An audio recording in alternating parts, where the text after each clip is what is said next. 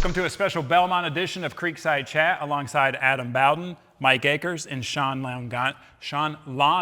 I keep messing that up every time. Guys, we're talking Belmont today.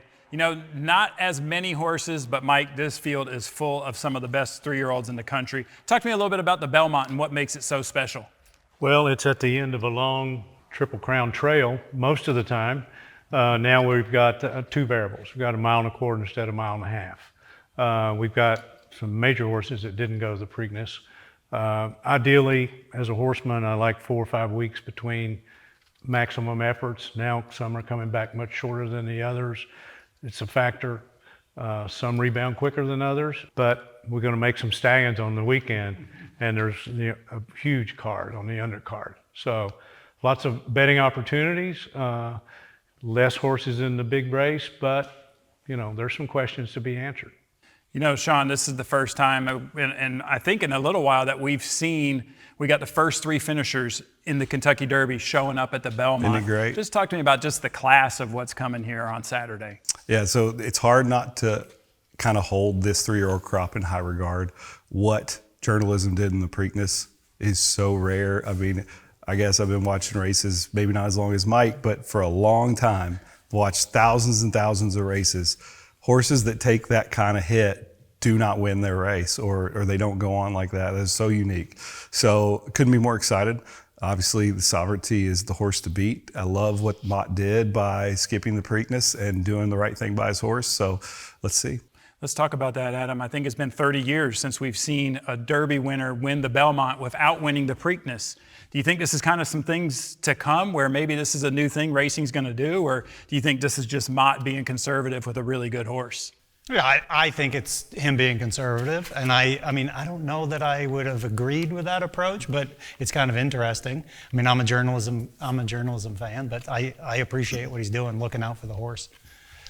You know, Mike, we were talking a little bit about pedigree. Puka has a huge chance in here to have her 3rd Classic winner in 3 consecutive years. Talk to me a little bit about just how special that is, and do you think that Baeza has a chance in here? Absolutely has a chance. Trainer's outstanding. Horse is fresh, way closed, lots of good factors.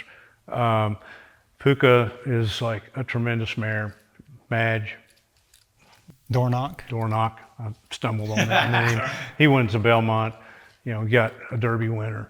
I mean, throw him even on the board, it's going to be huge. But all those 3 we just talked about, they're definitely surefire stallions. So we're all going to want one of their pups. For sure. Let's talk about Rodriguez real quick, Shaun. I mean, could he do what Justify did, a front-end style with Mike Smith, Bob Baffert? Do you see him being that same caliber? It's a good question. Is Baffert going to get a piece of the Triple Crown Trail, right? I actually think the race sets up quite well for Rodriguez. I think Crudo, the New York horse, has a ton of speed and might actually take the pace himself, so he might be able to sit a little bit of a pocket trip. So I would say that Rodriguez is a player. No one likes the foot trouble or whatever it was that kept him out of the Derby and the Preakness, but I actually do think he's a player in here. But I just think everybody is below the top 2. Well, do you think it's a 2-horse race when you kind of look through the PPs, or kind of how are you sizing up the race? Yeah, I think the public's going to say it's a 2-horse race, but I mean, we were talking off camera earlier, and you know, 55% chance of rain on Saturday. I think that puts Baeza in play, and I think if it's raining at post time, I'm likely going there. Mike, let me ask you a tough question. Crudo and Uncaged, do these 2 horses belong in the Belmont? Well, it's tempting not to take a shot, especially with guys like their owners. And how many times have we seen boxcars, $30, $40, $50 horses win that race? Now that would have been at 1.5 miles. It's a little more variables there, but you know, it's hard to get in those races, and for those guys, it's going to be a charge, and who knows, it's a horse race. Shaun, we're leaving out Chad Brown in New York. It's a little weird. We haven't talked about his horse yet. What do you think about his chances in the 1 hole? Yeah, so the Peter Pan, I've always thought, has been maybe the very best prep to the Belmont. We often see that Peter Pan new shooter has, you know, typically in the past been over that track, and we usually vault them up. This is a little bit different situation because we're at Saratoga.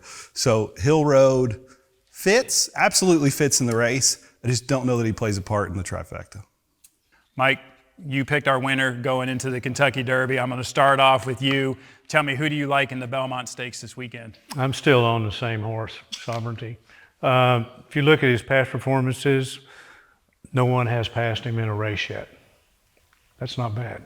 That's quite the stat. That is. It's a great stat. Yeah, I'm going to stay right there. I love the timing, the distance between races. His owner, Sheikh Mohammed's under no pressure to try to win the Triple Crown. I'm sure Mr. Mott was in agreement quite readily to space it. It's a long year. You know, the horse could very well be in the rest of the big races, Travers, Breeders' Cup. So in their program, that fits. Yeah, for sure. Shaun, who do you like in the Belmont at 1.25 miles? Yeah, at 1.25 miles, it's like kind of a trifecta betting race for me. Like I said, I hold the top two in high regard, but I will give Sovereignty the edge off a little bit of a break, and then a lot of trouble in Journalism's trip. I think Journalism is potentially an all-time great, and I think Sovereignty is potentially an all-time great as well. I just give Sovereignty that slight edge.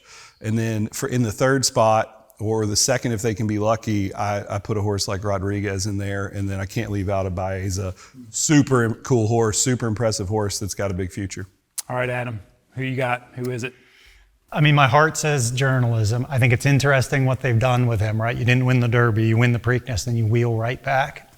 Something to be said for sharpness. I'm going to go with Journalism unless it's raining. Yeah, you know, he's got the fastest speed figure that you see, a 108 buyer. So, I mean, it does fit that, especially at 1.25 miles, you see that rematch between that quality. Speaking of quality, before I let you guys go. But, John, there's 4 of us up here. I don't remember you making John, what are you going to go with? I mean, I'll tell you, I'm going to go with Journalism. I've always been concerned. I told you guys in the Derby I was worried he was a little tired. Proved me wrong. He then came back in the Preakness, ran huge. I just think with the speed and the class, he's drawn to the outside this time, hoping that his jock can kind of keep him out of trouble. It'd be probably a breath of fresh air for the ownership group. I could see Journalism beating this group, and I think that's going to be my pick, Journalism. But looking at the class 2-2 of the Belmont Stakes Day, they do such a great job of filling these undercard races. I'll start with you. Who's your favorite undercard race that you have on the weekend? I mean, Woody Stevens for me. I think it's deeper than the Belmont group for me. I love it, and you can make a case for maybe 4, 5, 6 horses. Yeah, I mean, you got Citizen Bull in there. You got, Chancellor McPatrick's running in there. It's just such a great race. Mike, what do you like? Well, the 13th race is the Belmont. So Yes. backing from there, the 12th, I got to take Miguel Clement. He lost his father a week or 10 days ago. He's got 2 live shots in there. Farbridge Deterministic. Colloquial in the 11th.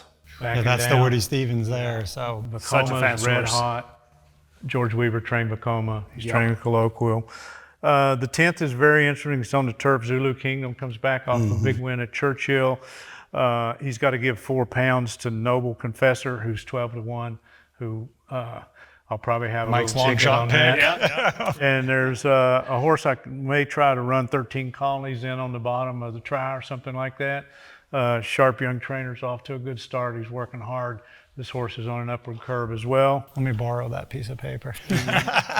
White Abaro and Fierceness. That's the one for me. So that race for me, even though it's a short field, I'm super curious to see because you got a couple younger ones in with White Abaro, who has just had an incredible resume the last 12 months. So that should be good. And Fierceness looks like he's on his game again. And Just a Touch is coming into form. So Yeah. should be good. It'd be great to see. It's at least a 3-horse race. It'd be great to see the coach in there. We didn't even mention the fillies. We got Good Cheers running in the Acorn. Like, there's some monster horses this gonna be weekend. fun. Thank you guys. Appreciate your great. picks. Thank you guys for watching. One thing for sure, the Belmont's going to be a great race. Hope you enjoy it.